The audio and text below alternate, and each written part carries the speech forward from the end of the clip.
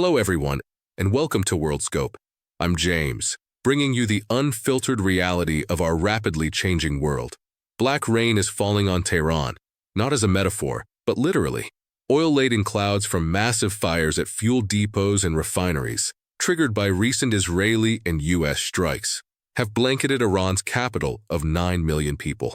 Thick smoke has turned day into dusk, and reports describe toxic precipitation affecting air quality and daily life. This marks a sharp escalation in the ongoing conflict, now in its second week.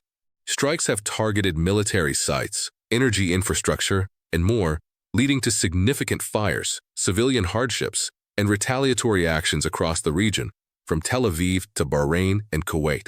In Washington, President Trump addressed the situation in an ABC News interview, describing the economic disruptions, like rising gas prices, as a little glitch and a detour we had to take. He expressed confidence, stating he wasn't worried and knew what to expect, while emphasizing that everything remains on the table, including potential further measures to secure U.S. interests and prevent threats. On a positive note, his administration has highlighted the goal of neutralizing long-standing risks, such as Iran's nuclear program and regional proxies, which many see as a bold step toward greater security for allies and global energy stability in the long run. The conflict has disrupted the Strait of Hormuz, a vital choke point for about 20% of world oil, with tanker traffic dropping dramatically for the first time in decades.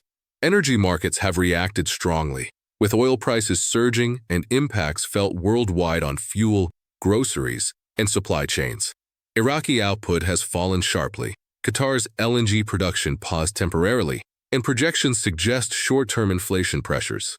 But experts also note that markets are resilient and rerouting, e.g., via alternative pipelines or sources, could stabilize things faster than expected if tensions ease. Iran's response has been firm. After an earlier phase where restraint was shown and a brief pause occurred, the pattern of renewed strikes led to a clear rejection of unconditional ceasefires. On Meet the Press, Iran's Foreign Minister Abbas Araghchi delivered a measured message. Last time, good faith acceptance of a pause was followed by more attacks on critical infrastructure like hospitals, schools, and water facilities. This time, Iran insists on a permanent resolution rather than temporary halts, vowing to defend its people and security. This calculated stance shows strategic patience and pattern recognition, a reminder that diplomacy built on mutual respect could still find footing. 3 key moments from the weekend illustrate the intensity. The ABC interview. Trump's candid dismissal of concerns as a manageable detour underscores his belief in decisive action yielding results. Positively, it reflects confidence in U.S. military capabilities and a vision for a more stable Middle East post-conflict. Senator Lindsey Graham's appearances. Graham has been vocal in support, urging allies to engage and framing this as part of cleaning out bad actors. While his rhetoric, including comments on future steps, is bold, it highlights a proactive approach to alliances and shared security goals, something that could strengthen coalitions if channeled constructively.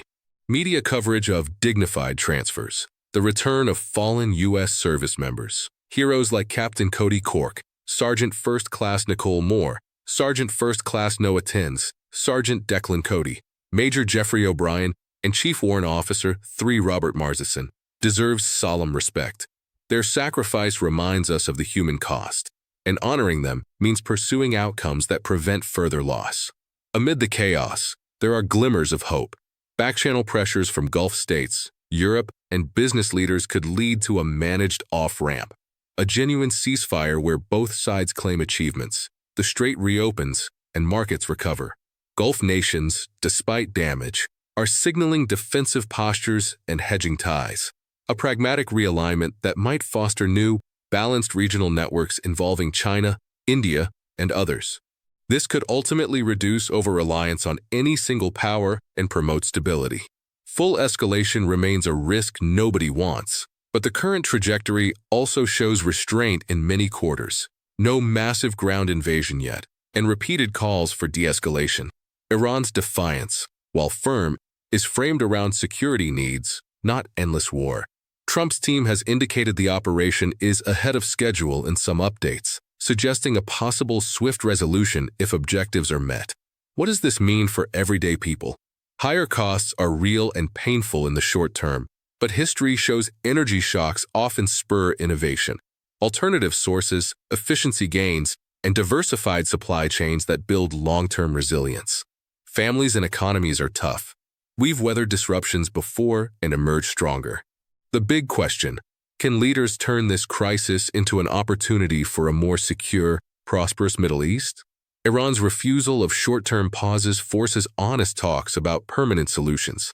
The U.S. push aims to eliminate threats for good. If wisdom prevails, through diplomacy, mutual concessions, and international mediation, we could see a realigned region where nations cooperate on energy, water, and security rather than conflict. The architecture of the past is shifting, but that doesn't mean collapse. It could mean evolution towards something fairer and more sustainable. Never put all eggs in one basket, as recent events teach, but baskets can be rebuilt stronger. What do you think? Is this a dangerous gamble, or could it lead to lasting positive change? Drop your thoughts in the comments. Stay informed as events move fast. Subscribe for balanced updates.